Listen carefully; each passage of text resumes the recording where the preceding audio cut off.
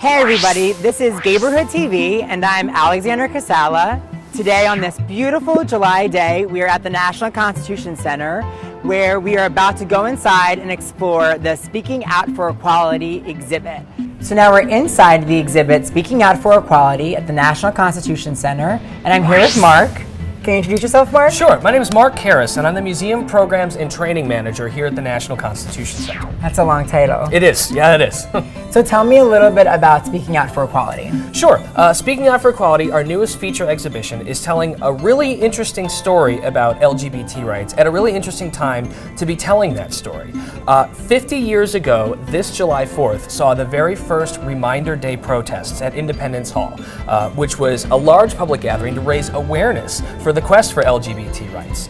Coming up later this month is going to be a hugely important Supreme Court decision about whether or not state laws banning same-sex marriages are constitutional. So with these two 50-year bookends, the exhibit gives us a great opportunity to look at the timeline of those 50 years of rights. What have been the pivotal moments involving court decisions there, and what are the facts that have really influenced the court's decisions?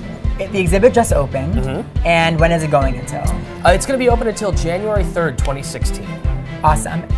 So what is your favorite thing in the exhibit? I actually want to bring us around to an object that I think tells a really interesting story. Sure. If you want to follow me this way, we'll Lead the way. Now, the Reminder Day protest was really interesting because it laid down very specific rules for the participants, including their dress code. They wanted to make sure that the participants in the protest were wearing very conservative, gender-appropriate for the time, clothing. And we have an example of that in this artifact case right here. This is the dress that was worn by Barbara Giddings at the first Reminder Day protest. Oh, wow. And you have the picture of her wearing the dress. Oh, wow. And that's awesome. You have the dress itself. I just think objects are so great for telling these fascinating stories because even something as ordinary looking as a dress, we can use as an opportunity to talk about what the protests were all about and how they've continued to tie into this ongoing story of rights. So when was this photo taken? This is July 4th, 1965, the first Reminder Day protest. Wow, and 50 years later, this is the same dress. Now it's in an artifact case, yeah. Wow, that's amazing. I love it. One of my favorite things about the exhibit is this photograph right here.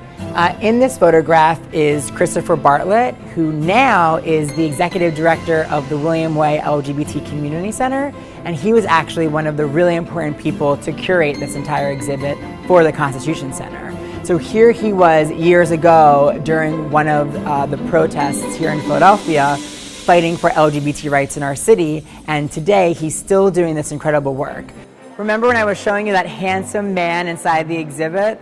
Well, here he is, Executive Director of the William Way LGBT Community Center, Chris Bartlett. And I just randomly bumped into him leaving. It's great to see you, Alex. So tell me about the exhibit from your perspective and from your experience of working on it.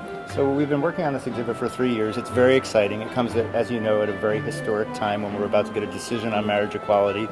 It's also historic that it's at the National Constitution Center having a gay exhibit on federal territory at the National Constitution Museum. It just brings us a huge audience. And one of the most moving things for me was to be here on the first day when hundreds of students came through.